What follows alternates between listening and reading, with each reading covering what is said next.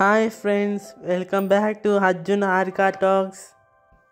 నేను మీ అర్జున్. అందరూ ఎలా ఉన్నారు? ఇది డాడీ బర్త్డే అయిపోయిన నెక్స్ట్ డే మార్నింగ్ 6 కల్లా రెడీ అయిపోయాం. ఇంకా ఆ రోజు రూమ్ వెకేట్ చేసి ఒక మంచి ప్లేస్కి వెళ్తున్నాం. వీడియోని మిస్ అవ్వకుండా చూడండి.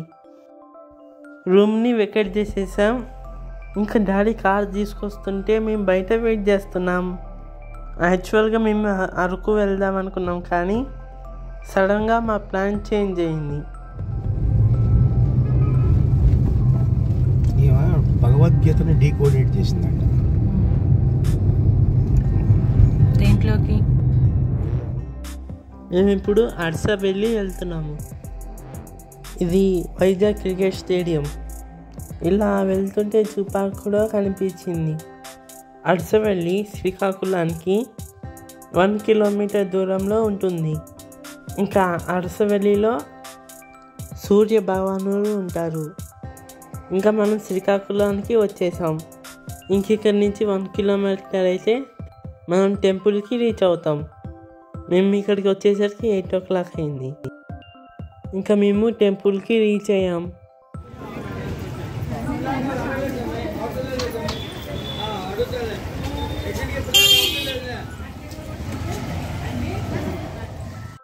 ఇంకా కార్ పార్క్ చేసి లోపలికి వెళ్తున్నాం.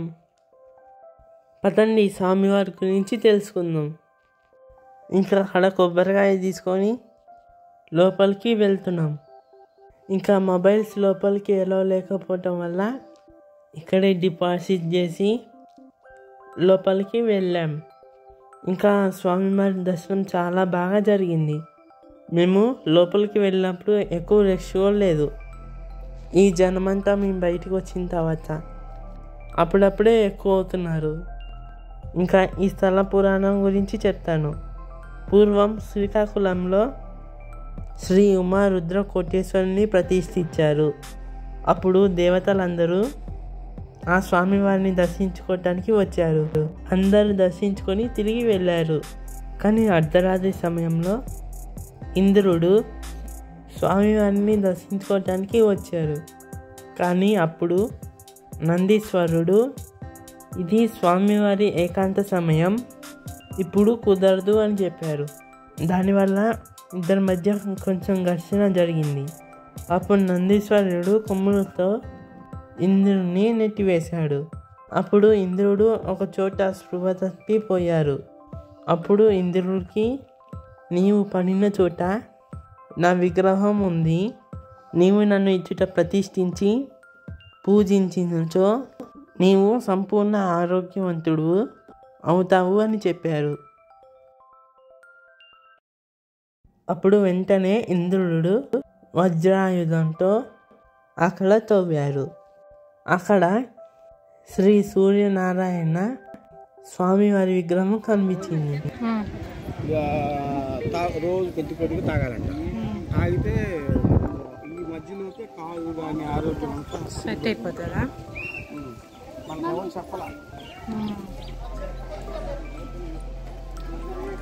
ఇప్పుడు మనం చూసామే, అదే ఇంద్ర పుష్కరిణి అంటారు. ఆ స్వామివారు ఎలా ఉన్నారంటే 7 గుర్రాల రథానికి రథసారథిగా, ఆయన పాదాల దగ్గర ఛాయాదేవి, అటు ఇటు శ్రీ ఉషాదేవి, శ్రీ పద్మినీదేవి ఉంటారు. ఇంకా 2 ద్వారపాలకులు కూడా ఉంటారు. ఇంకా స్వామివారిని దర్శించుకుంటే మనకి అన్ని ఆరోగ్య సమస్యలు తీరిపోతాయి. ఇంతగా డాడీ ఏమైనా చెప్పారు అర్థమైందా?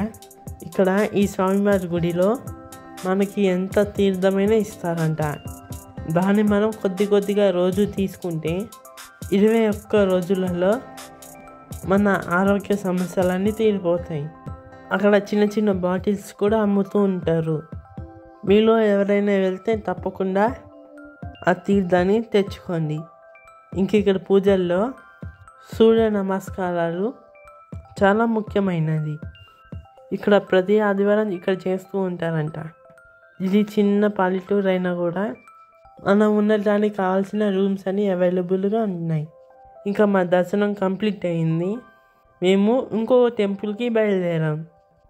ఈ వీడియోని ఇక్కడితో ఎండ్ చేస్తున్నాను ఫ్రెండ్స్. మీకు నచ్చింది అనుకుంటున్నాను. నచ్చితే లైక్, షేర్, కామెంట్, సబ్స్క్రైబ్ చేయటం మర్చిపోకండి.